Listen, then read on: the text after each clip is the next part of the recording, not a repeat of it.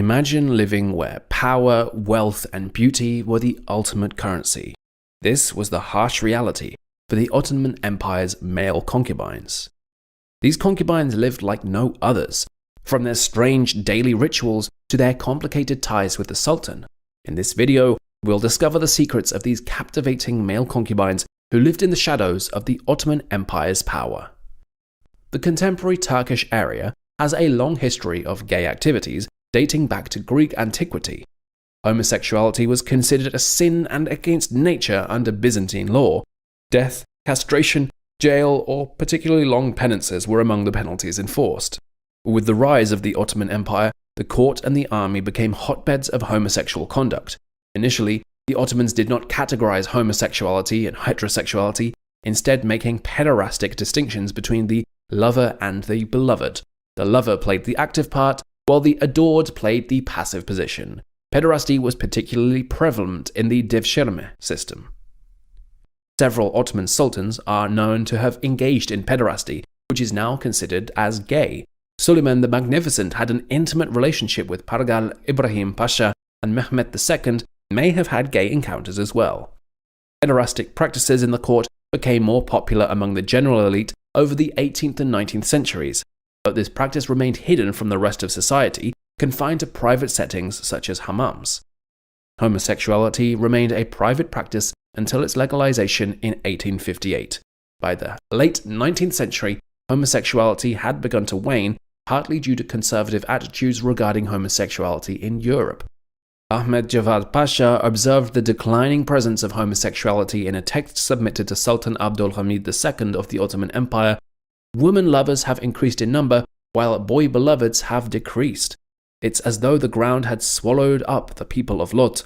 In line with the condition of nature, the love and affinity that were notoriously and habitually focused towards young men in Istanbul have now been turned towards females. Before 1858, Ottomans did not base their sexual identities on attraction to a certain gender, but instead differentiated between active and passive partners, typically referred to as the lover and the beloved. As a result, preference over sexual identity only determined the choice of mate. However, open partnerships with partners of the same sex were forbidden if the only legitimate connection indeed was a marriage between a man and a woman. If a gay connection were expressed publicly, society would punish it with marginalization. The Ottomans implemented penal code amendments in 1858 comparable to the 1810 French Penal Code.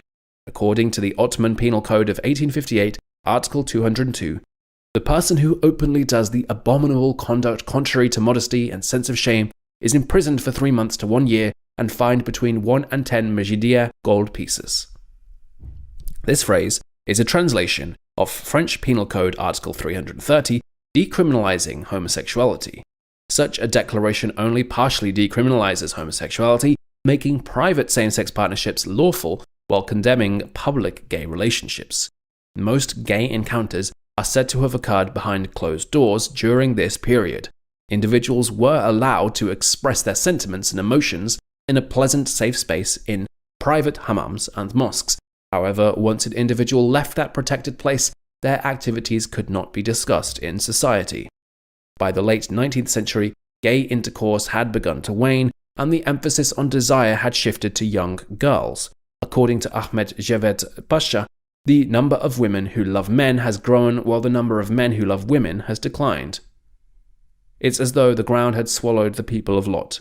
In line with the condition of nature, the love and affinity that were notoriously habitually directed towards young men in Istanbul have now been turned towards girls. According to research, the fall is linked to the criminalization of homosexuality in the Western world, which followed the repression of the LGBT community. The exhilaration of pleasure enveloped the Ottoman Empire's environment in the 18th century. Although homosexuality was widely practiced, the actual practice of living as a gay was kept hidden in society. As a result, more evidence of Ottoman gay connections inside pederasty has been obtained. Same-sex love was commonly practiced in the Ottoman Empire as an activity that older men would indulge in by adopting a mechanism that guaranteed discretion. Because of society's judgment and disrespect for living as gay, Ottoman culture turned to pederasty to express their desires. This pederasty frequently featured an older person with a young, youthful boy or girl. A lover and beloved were involved in such a connection. The position of the beloved was assumed by the young person, who was often classified as non-masculine and engulfed in femininity. The elite of Ottoman culture devised a system in the 18th century that allowed them to raise armies and engage in homosexuality. The Sultan troops were flanked by yamak, volunteers, eager to gain the benefits of being part of the system, particularly tax exemption. While being taught and educated, the yamak were also supposed to be appreciated by the yenicheri, soldiers, and the yamak is said to have been housed separately by gender, with the Sultan controlling the children's daily living and learning circumstances. The arrangement inside these homes was described in detail by Benedetto Ramberti, the Venetian ambassador, who stated that there are around 500 adolescents aged from 8 to 20 years who stay in the palace and are the joy of Signor. They never leave the aforementioned palace until the Signor considers them suitable for office. Each of the 10 is guarded by a eunuch known as Kapu Oglan, gate youth, and each has a slave's frock in which he sleeps folded up so that he does not touch anybody else who may be there. The young yamak at the palace school was raised in a single-sex atmosphere and was strongly discouraged from participating in heterosexual behavior. When they reached a mature age, the Sultan awarded them graduation and they went on to spend their lives as soldiers. No authentic stories of same-sex partnerships exist in the adult gay society under the Ottoman Empire. However, Ottoman lyrical poetry has revealed how people thought about gay pederasty. Ahmet Nedim Effendi, a poet, composed exquisite works about his feelings for young lads. "The learned are all enamored of boys," he wrote in one poem. "Not one remains who female love enjoys." In this comment, he explains that people in the Ottoman culture who came up with their gay tendencies grew to be wiser and more accepting of their feelings for the same sex. Another poet, Da Nejati, penned a line on the intimate details of two couples having sex. "When the rose, anus, holds the carnival, the tulips, vagina, smartly show on the door." Enderun Lu Fazl, an Ottoman poet who ultimately conveyed his homosexuality via his work, deserves special recognition here.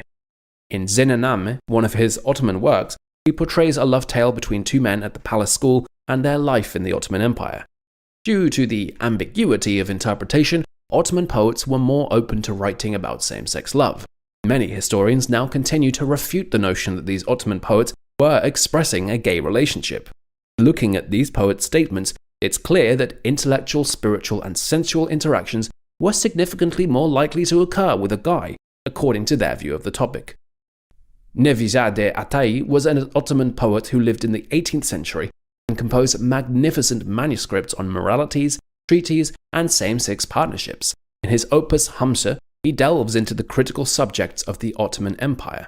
These poems include anecdotes of imperial court parties, social norms of the time, moral and ethical rules, and same-sex partnerships.